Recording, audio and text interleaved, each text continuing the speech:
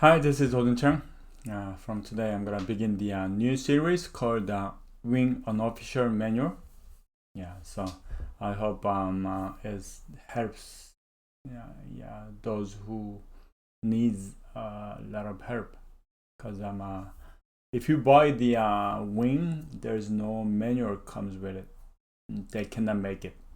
I'm sure Behringer wants to make it, but they cannot make it until maybe some other version, like I'm not sure, but it just keep evolving. It's like the firmware, another new firmware came and comes, and there's new features.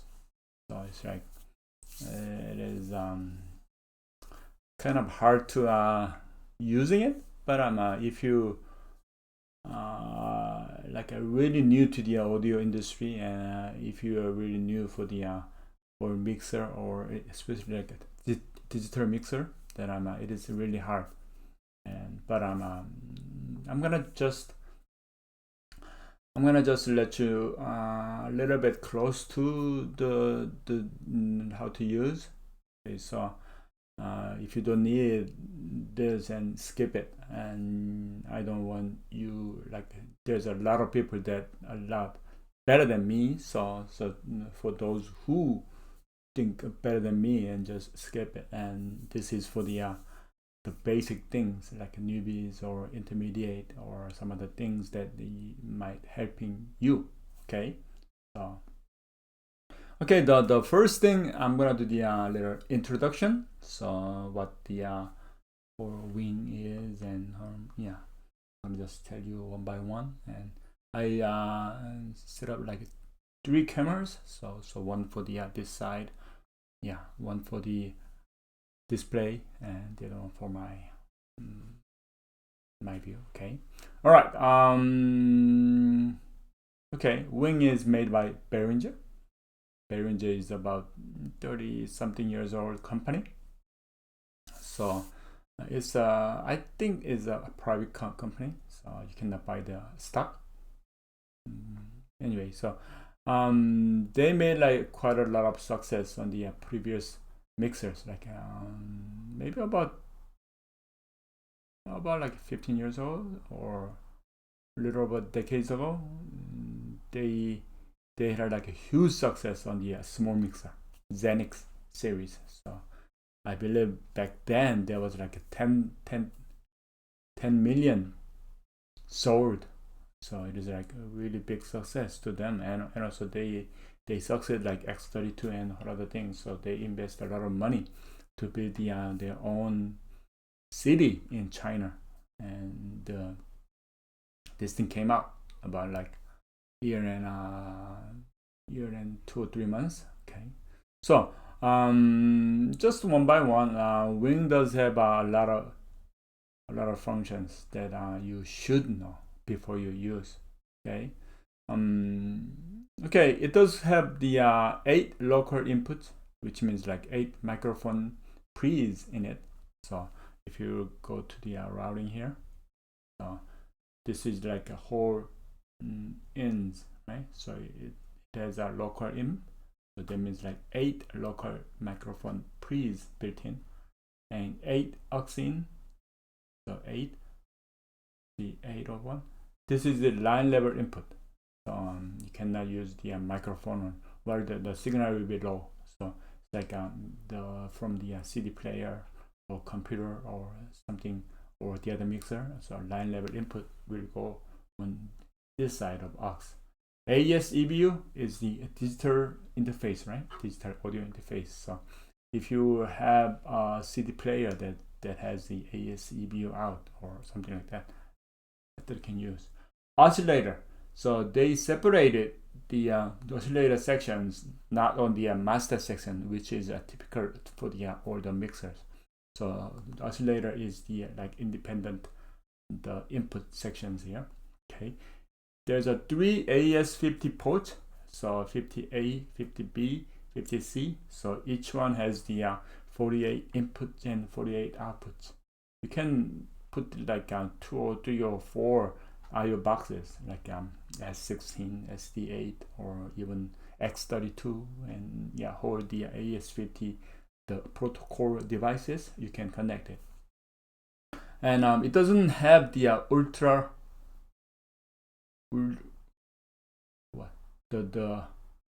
port, ultranet, sorry, the P16, the personal monitor, right? It does use the number 33 to 48. So on the each output, each AES50A, B, C output. So the output number 33 through 48 will be the P16 1 through 16. So you can use that for the P16. And there is something called SD Connect. This is the totally new thing that Behringer developed. So there is one XLR the connectors back there. So you can put one XLR connect there, and there is a converter, the up to 32 IOs. So total number is 32. So you can use like 24 ins and 8 outs, or 16 ins and 16 outs.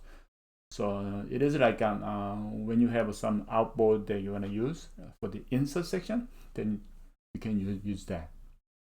So it's like there's extra inputs. Okay, and there's a USB audio, so it is like up to 48 ins and 48 outs to directly to your computer. You have a Mac or PC, where this can be your audio interface. The wing can be your audio interface. You know how much is that, like the 48 IO in the USB interface world? It is expensive. It is totally expensive. But you have a built-in USB audio interface. Double live play is the slot, the double live card in the back. So if you put like there's a 2 SD card slots. So each one can have the up to 32 inputs, and the 2 cards can simultaneously recording and playback. So you have a built-in 64 recorder in it. That's really amazing thing. Okay, so you don't need to bring your computer like a DAW or MacBook or PC things when you do the live recording, or like normal live show, and you just can directly record all the individual tracks up to 64. It's nice, right? And here's you might not see this Dante enabled on your wing, because I put the internal Dante module, the Brooklyn 2 Dante module card in it, so it is enabled. So you can use this Dante IO like up to 64 ins and out to your Dante audio networks. So this is really cool. It's really amazing, because you can have the input from the Yamaha side, or Allen and his side, or whole like 300 companies that makes Dante devices. You can play with it. Okay, USB player. So there is a USB port here, so you can put the USB memory card on it and record up to 4 tracks for playback. Okay, it only supports WAV files. Okay, and bus, there is a 16 bus, a 16 stereo bus. That's nice. Main, 4 main outs, not 1, just 4 main outs.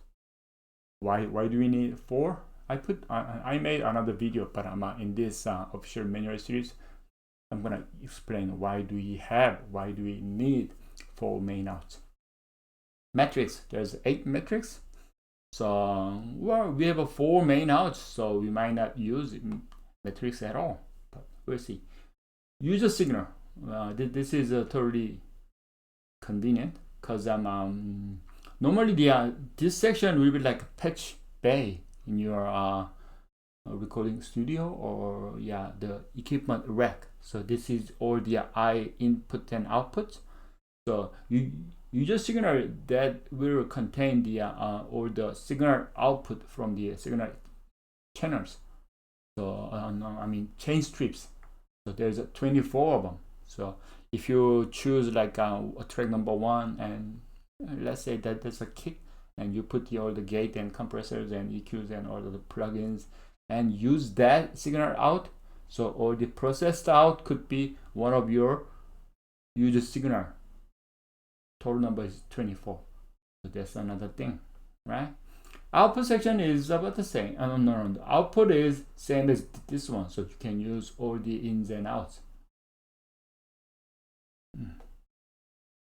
Okay. Outputs are here. Well, there is no oscillator, and okay, so you can use all of this assigned. As you see this, you don't need like the whole well, let's say this. There's 3 elements on this wing mixer. First is routing sections. So that handles all the input and output. So it's all the controls of ins and outputs. That's the routing section. And second one is the actual mixer. So actual the processings and all the blending the sounds and all the effectors and all the things in it. That's the mixer section. And third one is control surface. This hardware control surface. So whole 3 is like flexible. It's like whole independent. So you can use the control surface for the DAW, and whole the mixer can just work independently, and I/O could do the same thing. It's nice, right? Okay, back to the whole routing sections. So you can have like I haven't counted, but previous like they said about 384 ins. So every individual things 48 times 3, and Dante has 64, Double Live has 64, USB is 48, and USB player is 4, and buses 16, 4, 8, and 8, 8, and this is 2, oscillator is 1, XT connect could be 32. So a lot of ins and outs. Okay. Yeah, that's really nice, right? And the mixing capability is 48 stereo channels. So 48 stereo channels, not just 48 mono channels. It can have stereo channels, and the MS, the mid side, can be decoded here. So that's another thing that really nice. So normally, like if you use it in your church or your live gig or something like that, you might, it can be like up to what, 60 channels or 70 channels, depends on how you organize. Like if you put the like kick drums or snares and hi-hats, like all mono channels on each side, that's a mono, right? But the overhead and stereo piano microphones and stereo choir or stereo keyboard inputs or stereo things, you can count 1. So that's up to 48. So the total channel could be like normally like 50 or 60, or if you put like all the mono channels in 1 and 2, set of 2, so that's 96 channels. But we're not gonna use that way, right? So that's another really good thing. And it does have the initially it only has 8 DCAs, but the updated firmware can have 16, up to 16 DCAs. So 16 DCAs, that's really nice. And I just mentioned a little bit about the DAW function. So DAW controller functions. So you can use HUI, HUI, and the MCU, Mackie Control Unit. So you can use as your control surface for your Pro Tools or Logic or Cubase, or almost all of the DAW. So that's really nice. It's like I'm mixing here and controlling all the plugins, this fader. So that's nice. And also it can be a hybrid mode. So this four channel can be just controlling the mixer, and the other 16 and the control section could control the DAW, and the main out could be like the other mixer sections. There's a whole lot of goodies in the small mixer like this, and it costs like in your country it'll be like less than $4,000, right? So It's like nothing can beat this. I've been doing sound since 86, so that's about 30 something years, 35 years, and I've been using like a small analog mixer to the SSL 9000, the studio big one, and PM series on the Yamaha side, and Discos, and you name it. I've been using like almost all the popular kind of mixers, but the wing is kind of shock to me. Like I had this one like about 7 months, 6 months, but like I said, every time the new firmware came, there's a new effectors in, and new functions in, and then new IO, the GUI, the graphic user interface, and new functions. Oh, I can't wait to see like a firmware version 3 or 4, and it seems like it can be like Yamaha PM, something big mixers. So let's see. All right, that's it for the first episode of this unofficial manual series. So I'm gonna keep making.